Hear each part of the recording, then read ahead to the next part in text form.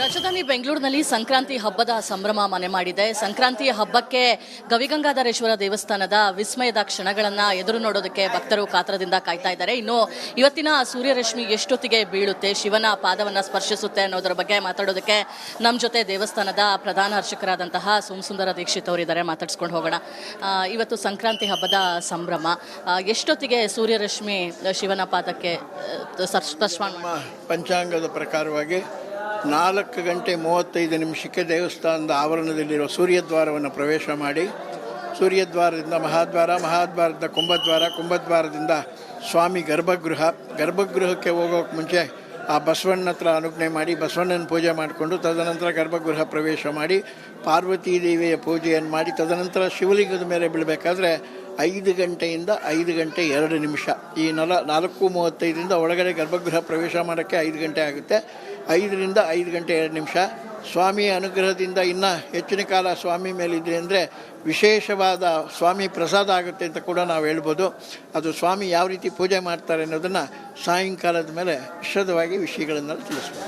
ಬೆಳಗ್ಗೆಯಿಂದ ಯಾವೆಲ್ಲ ಪೂಜೆಗಳಾಯಿತು, ಮಧ್ಯಾಹ್ನ ನಂತರ ಶುಚಿ ಕಾರ್ಯಕ್ರಮ ಶುರುವಾಗುತ್ತಾ, ಎಷ್ಟು ನಿಮಿಷಗಳ ಕಾಲ ಇವತ್ತು ಈಗ 1 ತಿಂಗಳ ಕಾಲದಿಂದ ಸ್ವಾಮಿಗೆ ಧನುರ್ಮಾಸದ ವಿಶೇಷ ಪೂಜೆ ಎಲ್ಲ ನಡೆದಿದೆ. ಇವತ್ತು ವಿಶೇಷವಾಗಿ ಕಡೆ ದಿನದ ಧನುರ್ಮಾಸದ ಪೂಜೆ.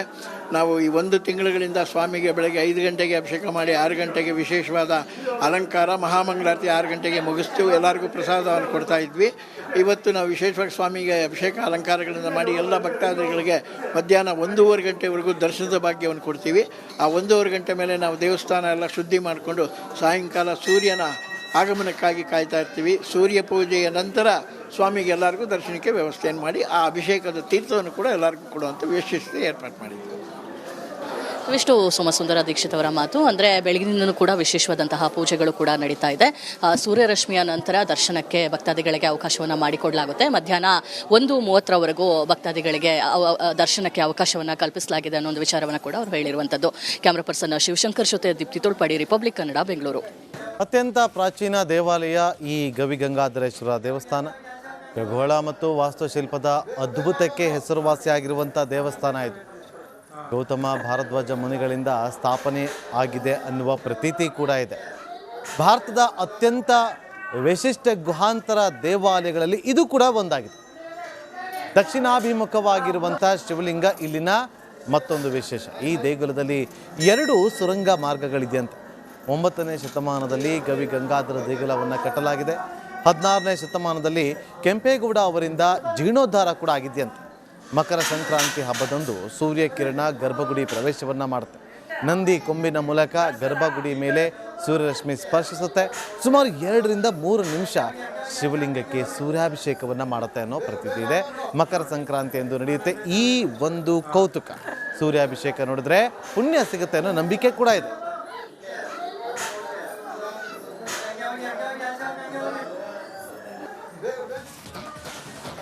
ರಾಜಧಾನಿ ಬೆಂಗಳೂರಿನಲ್ಲಿ ಸಂಕ್ರಾಂತಿ ಹಬ್ಬದ ಸಂಭ್ರಮ ಮನೆ ಮಾಡಿದೆ. ಸಂಕ್ರಾಂತಿಯ ಹಬ್ಬಕ್ಕೆ ಗವಿಗಂಗಾಧರೇಶ್ವರ ದೇವಸ್ಥಾನದ ವಿಸ್ಮಯದ ಕ್ಷಣಗಳನ್ನ ಎದುರು ನೋಡೋದಕ್ಕೆ ಭಕ್ತರು ಕಾತರದಿಂದ ಕಾಯ್ತಾ ಇದ್ದಾರೆ. ಇನ್ನು ಇವತ್ತಿನ ಸೂರ್ಯರಶ್ಮಿ ಎಷ್ಟೊತ್ತಿಗೆ ಬೀಳುತ್ತೆ, ಶಿವನ ಪಾದವನ್ನ ಸ್ಪರ್ಶಿಸುತ್ತೆ ಅನ್ನೋದರ ಬಗ್ಗೆ ಮಾತಾಡೋದಕ್ಕೆ ನಮ್ಮ ಜೊತೆ ದೇವಸ್ಥಾನದ ಪ್ರಧಾನ ಅರ್ಚಕರಾದಂತಹ ಸೋಮಸುಂದರ ದೀಕ್ಷಿತ್ ಅವರಿದ್ದಾರೆ. ಮಾತಾಡ್ಸ್ಕೊಂಡು ಹೋಗೋಣ.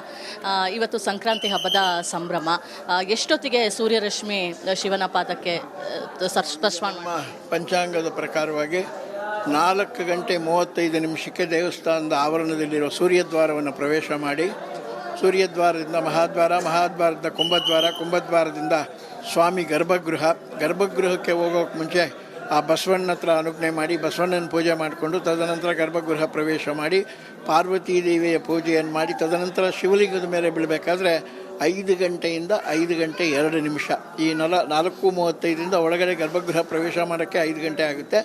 5ರಿಂದ 5:02 ಸ್ವಾಮಿಯ ಅನುಗ್ರಹದಿಂದ ಇನ್ನೂ ಹೆಚ್ಚಿನ ಕಾಲ ಸ್ವಾಮಿ ಮೇಲಿದ್ರೆ ಅಂದರೆ ವಿಶೇಷವಾದ ಸ್ವಾಮಿ ಪ್ರಸಾದ ಆಗುತ್ತೆ ಅಂತ ಕೂಡ ನಾವು ಹೇಳ್ಬೋದು. ಅದು ಸ್ವಾಮಿ ಯಾವ ರೀತಿ ಪೂಜೆ ಮಾಡ್ತಾರೆ ಅನ್ನೋದನ್ನು ಸಾಯಂಕಾಲದ ಮೇಲೆ ವಿಶದವಾಗಿ ವಿಷಯಗಳನ್ನೆಲ್ಲ ತಿಳಿಸ್ಬೋದು. ಬೆಳಗ್ಗೆಯಿಂದ ಯಾವೆಲ್ಲ ಪೂಜೆಗಳಾಯಿತು, ಮಧ್ಯಾಹ್ನ ನಂತರ ಶುಚಿ ಕಾರ್ಯಕ್ರಮ ಶುರುವಾಗುತ್ತಾ, ಎಷ್ಟು ನಿಮಿಷಗಳ ಕಾಲ ಇವತ್ತು ಈಗ 1 ತಿಂಗಳ ಕಾಲದಿಂದ ಸ್ವಾಮಿಗೆ ಧನುರ್ಮಾಸದ ವಿಶೇಷ ಪೂಜೆ ಎಲ್ಲ ನಡೆದಿದೆ. ಇವತ್ತು ವಿಶೇಷವಾಗಿ ಕಡೆಯ ದಿನದ ಧನುರ್ಮಾಸದ ಪೂಜೆ.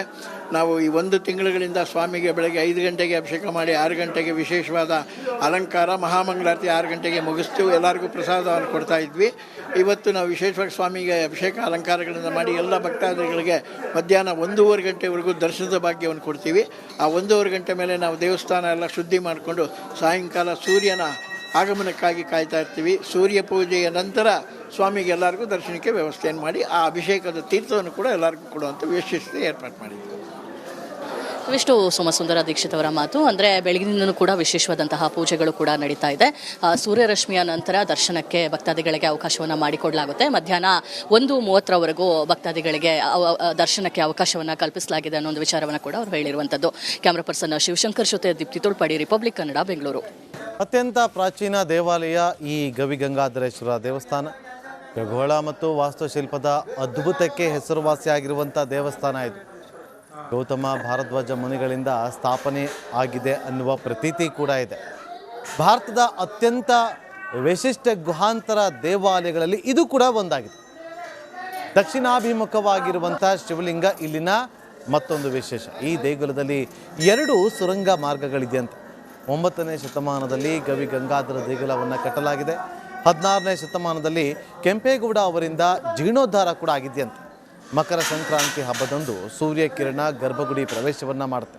ನಂದಿ ಕೊಂಬಿನ ಮೂಲಕ ಗರ್ಭಗುಡಿ ಮೇಲೆ ಸೂರ್ಯರಶ್ಮಿ ಸ್ಪರ್ಶಿಸುತ್ತೆ. ಸುಮಾರು 2 ರಿಂದ 3 ನಿಮಿಷ ಶಿವಲಿಂಗಕ್ಕೆ ಸೂರ್ಯಾಭಿಷೇಕವನ್ನು ಮಾಡುತ್ತೆ ಅನ್ನೋ ಪ್ರತೀತಿ ಇದೆ. ಮಕರ ಸಂಕ್ರಾಂತಿ ಎಂದು ನಡೆಯುತ್ತೆ ಈ ಒಂದು ಕೌತುಕ. ಸೂರ್ಯಾಭಿಷೇಕ ನೋಡಿದ್ರೆ ಪುಣ್ಯ ಸಿಗುತ್ತೆ ಅನ್ನೋ ನಂಬಿಕೆ ಕೂಡ ಇದೆ.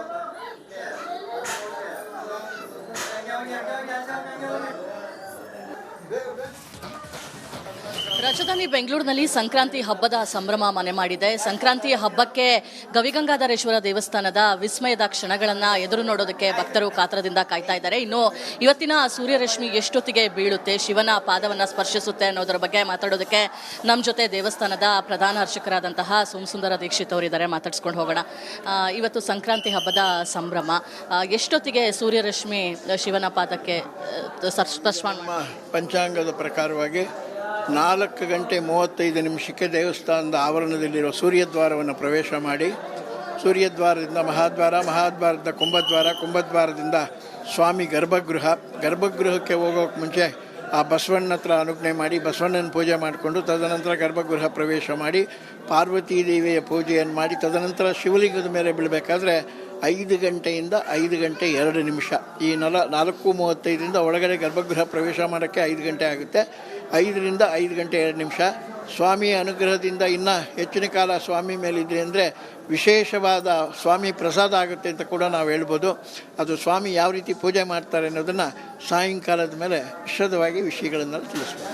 ಬೆಳಗ್ಗೆಯಿಂದ ಯಾವೆಲ್ಲ ಪೂಜೆಗಳಾಯಿತು? ಮಧ್ಯಾಹ್ನ ನಂತರ ಶುಚಿ ಕಾರ್ಯಕ್ರಮ ಶುರುವಾಗುತ್ತಾ? ಎಷ್ಟು ನಿಮಿಷಗಳ ಕಾಲ ಇವತ್ತು ಈಗ 1 ತಿಂಗಳ ಕಾಲದಿಂದ ಸ್ವಾಮಿಗೆ ಧನುರ್ಮಾಸದ ವಿಶೇಷ ಪೂಜೆ ಎಲ್ಲ ನಡೆದಿದೆ. ಇವತ್ತು ವಿಶೇಷವಾಗಿ ಕಡೆಯ ದಿನದ ಧನುರ್ಮಾಸದ ಪೂಜೆ. ನಾವು ಈ 1 ತಿಂಗಳುಗಳಿಂದ ಸ್ವಾಮಿಗೆ ಬೆಳಗ್ಗೆ 5 ಗಂಟೆಗೆ ಅಭಿಷೇಕ ಮಾಡಿ 6 ಗಂಟೆಗೆ ವಿಶೇಷವಾದ ಅಲಂಕಾರ ಮಹಾಮಂಗಳಾರತಿ 6 ಗಂಟೆಗೆ ಮುಗಿಸ್ತೀವಿ. ಎಲ್ಲರಿಗೂ ಪ್ರಸಾದವನ್ನು ಕೊಡ್ತಾ ಇದ್ವಿ. ಇವತ್ತು ನಾವು ವಿಶೇಷವಾಗಿ ಸ್ವಾಮಿಗೆ ಅಭಿಷೇಕ ಅಲಂಕಾರಗಳನ್ನು ಮಾಡಿ ಎಲ್ಲ ಭಕ್ತಾದಿಗಳಿಗೆ ಮಧ್ಯಾಹ್ನ 1:30 ಗಂಟೆವರೆಗೂ ದರ್ಶನದ ಭಾಗ್ಯವನ್ನು ಕೊಡ್ತೀವಿ. ಆ 1:30 ಗಂಟೆ ಮೇಲೆ ನಾವು ದೇವಸ್ಥಾನ ಎಲ್ಲ ಶುದ್ಧಿ ಮಾಡಿಕೊಂಡು ಸಾಯಂಕಾಲ ಸೂರ್ಯನ ಆಗಮನಕ್ಕಾಗಿ ಕಾಯ್ತಾ ಇರ್ತೀವಿ. ಸೂರ್ಯ ಪೂಜೆಯ ನಂತರ ಸ್ವಾಮಿಗೆ ಎಲ್ಲರಿಗೂ ದರ್ಶನಕ್ಕೆ ವ್ಯವಸ್ಥೆಯನ್ನು ಮಾಡಿ ಆ ಅಭಿಷೇಕದ ತೀರ್ಥವನ್ನು ಕೂಡ ಎಲ್ಲರಿಗೂ ಕೊಡುವಂಥ ವಿಶೇಷತೆ ಏರ್ಪಾಡು ಮಾಡಿದ್ವಿ.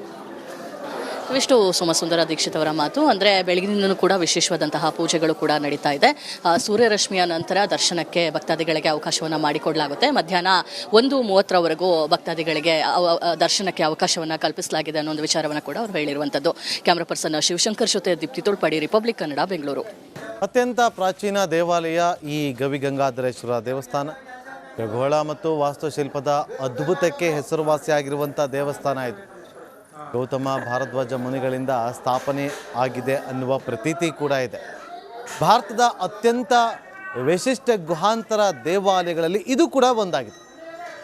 ದಕ್ಷಿಣಾಭಿಮುಖವಾಗಿರುವಂಥ ಶಿವಲಿಂಗ ಇಲ್ಲಿನ ಮತ್ತೊಂದು ವಿಶೇಷ. ಈ ದೇಗುಲದಲ್ಲಿ 2 ಸುರಂಗ ಮಾರ್ಗಗಳಿದೆಯಂತೆ. 9ನೇ ಶತಮಾನದಲ್ಲಿ ಗವಿಗಂಗಾಧರ ದೇಗುಲವನ್ನು ಕಟ್ಟಲಾಗಿದೆ. 16ನೇ ಶತಮಾನದಲ್ಲಿ ಕೆಂಪೇಗೌಡ ಅವರಿಂದ ಜೀರ್ಣೋದ್ಧಾರ ಕೂಡ ಆಗಿದೆಯಂತೆ. ಮಕರ ಸಂಕ್ರಾಂತಿ ಹಬ್ಬದಂದು ಸೂರ್ಯಕಿರಣ ಗರ್ಭಗುಡಿ ಪ್ರವೇಶವನ್ನು ಮಾಡುತ್ತೆ. ನಂದಿ ಕೊಂಬಿನ ಮೂಲಕ ಗರ್ಭಗುಡಿ ಮೇಲೆ ಸೂರ್ಯರಶ್ಮಿ ಸ್ಪರ್ಶಿಸುತ್ತೆ. ಸುಮಾರು 2-3 ನಿಮಿಷ ಶಿವಲಿಂಗಕ್ಕೆ ಸೂರ್ಯಾಭಿಷೇಕವನ್ನು ಮಾಡುತ್ತೆ ಅನ್ನೋ ಪ್ರತೀತಿ ಇದೆ. ಮಕರ ಸಂಕ್ರಾಂತಿ ಎಂದು ನಡೆಯುತ್ತೆ ಈ ಒಂದು ಕೌತುಕ. ಸೂರ್ಯಾಭಿಷೇಕ ನೋಡಿದ್ರೆ ಪುಣ್ಯ ಸಿಗುತ್ತೆ ಅನ್ನೋ ನಂಬಿಕೆ ಕೂಡ ಇದೆ.